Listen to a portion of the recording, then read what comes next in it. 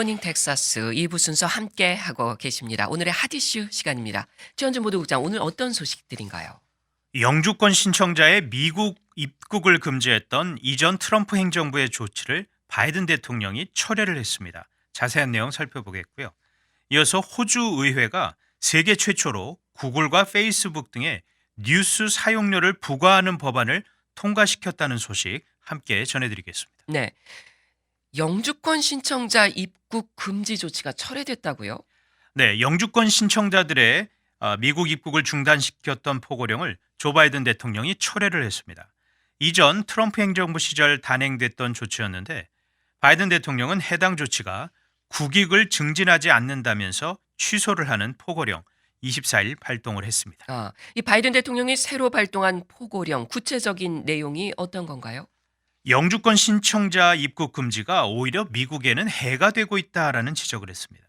미국 시민과 영주권자들이 영주권을 신청 중인 가족과 결합하지 못하는 것을 주요 이유로 들었습니다. 예. 아울러 전 세계의 재능을 활용하는 미국 산업 각 분야에도 이것은 오히려 해가 된다라는 지적을 했습니다. 네. 이렇게 영주권 신청자 미국 입국을 금지시킨 게 트럼프 전 대통령이었잖아요. 그때 이유가 뭐였었나요?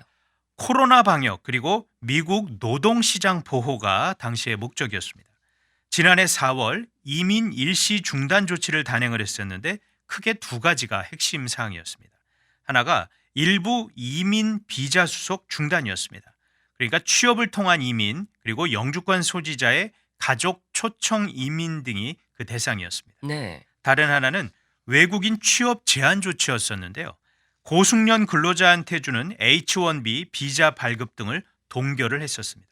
이 같은 조치는 몇 차례의 연장을 거쳐서 3월 31일 다음 달 말까지가 이 효력 기간이었습니다. 예.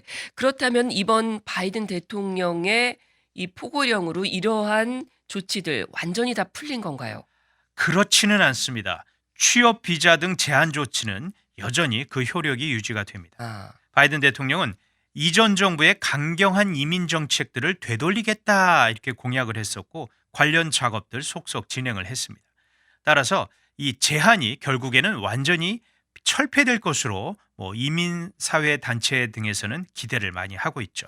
네. 자, 이 같은 이민 정책 개혁을 포함해서 취임 100일 과제 관련 조처를 바이든 대통령이 지금 계속해서 진행을 하고 있는 중입니다. 예. 자, 그런가 하면 미국 정부 남부 멕시코 국경지대에 있던 망명 신청자들도 받아들이기 시작했죠? 그렇습니다. 국토안보부가 지난 24일 멕시코 마타모로스 캠프에 있는 이주자들에 대한 미국 입국 절차 곧 시작하겠다라고 밝혔습니다. 예.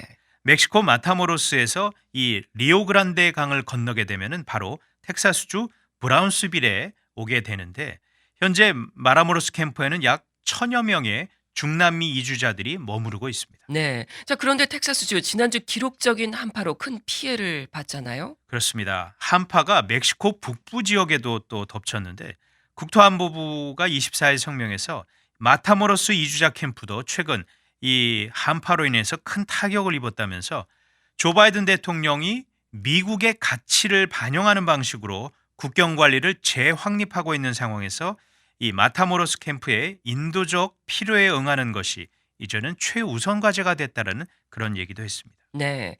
자, 이 이주자들이 본격적으로 들어오는 시점이 언제쯤 될까요? 이번 주에 입국 절차 시작하겠다라는 방침인데 이번 입국 정책은 매우 제한적으로 될 것입니다.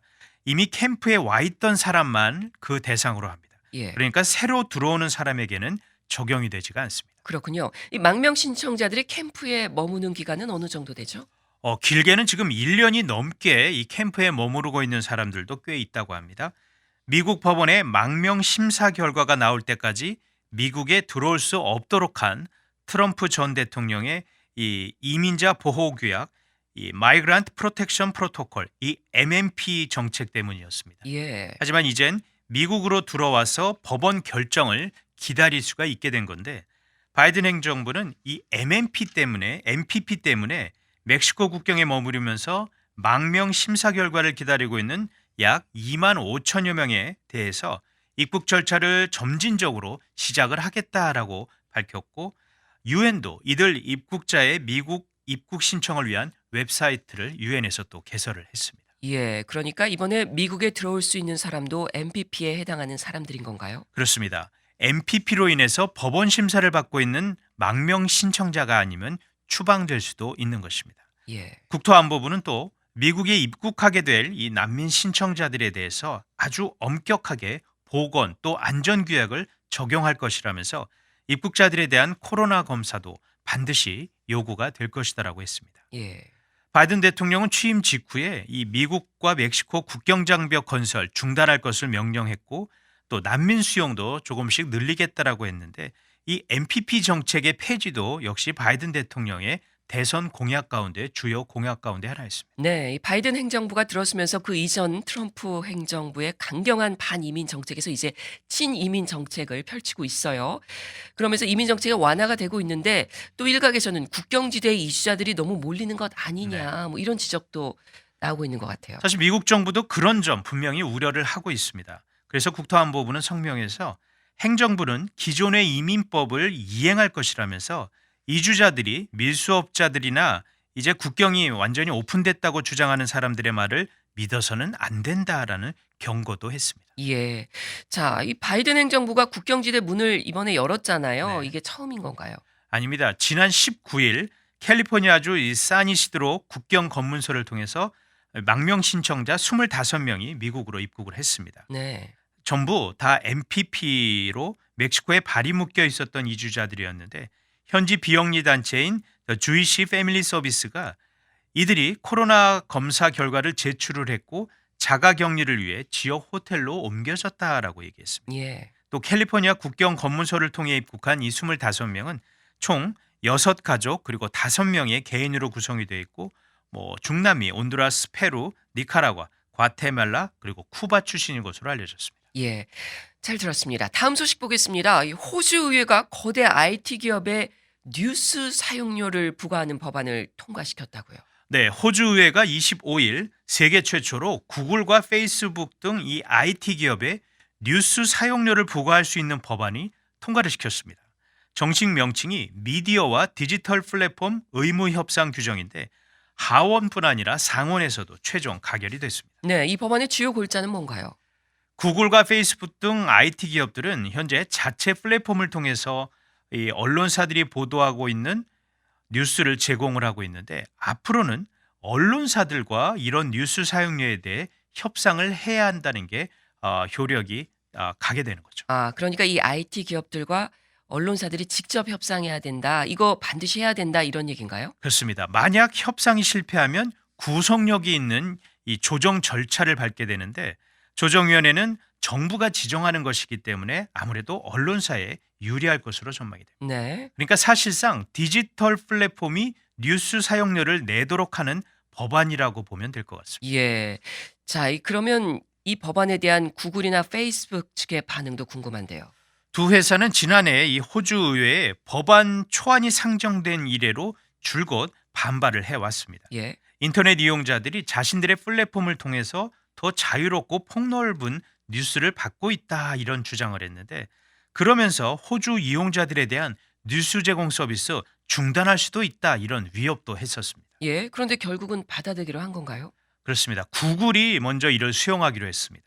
구글은 법안 표결 며칠 전에 호주의 대형 미디어 기업인 세븐웨스트 미디어 그리고 뉴스 코퍼레이션 등과 사용료 협상을 체결을 했습니다. 네. 자, 페이스북 같은 경우는 훨씬 더 강경하게 반발했다고 하던데요. 네, 페이스북은 이달 중순 뉴스 서비스를 아예 실제로 중단하기도 했었습니다. 네. 페이스북은 호주가 추진하고 있는 법안은 현실을 완전히 무시하는 것이다 강하게 반발했습니다.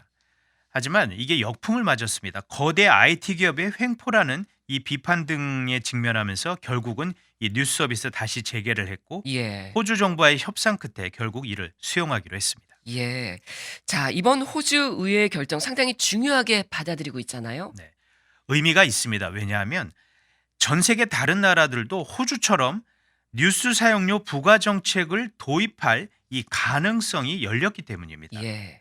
사실 구글이나 페이스북이 이 뉴스 서비스를 통해서 얻은 수익은 그렇게 크지는 않습니다. 다른 수입에 비해선. 하지만 두 회사는 호주의 이 같은 결정이 다른 나라로 확산되는 것은 극도로 경계를 하고 있습니다. 네, 지금 비슷한 법안을 추진하는 나라들이 있나요? 있습니다. 영국 그리고 캐나다 등 일부 국가도 이 비슷한 법안을 추진을 하고 있는데 스티븐 모리슨 호주 총리는 최근 주요 지도국 지도자들에게 이에 대해서 논의를 했다라면서 IT 기업이 뉴스 사용료들을 내도록 하기 위한 이 법안 이제는 호주뿐 아니라 전 세계로 퍼질 수 있다는 강조를 했습니다. 네, 잘 들었습니다. 지금까지 오늘의 핫 이슈였습니다.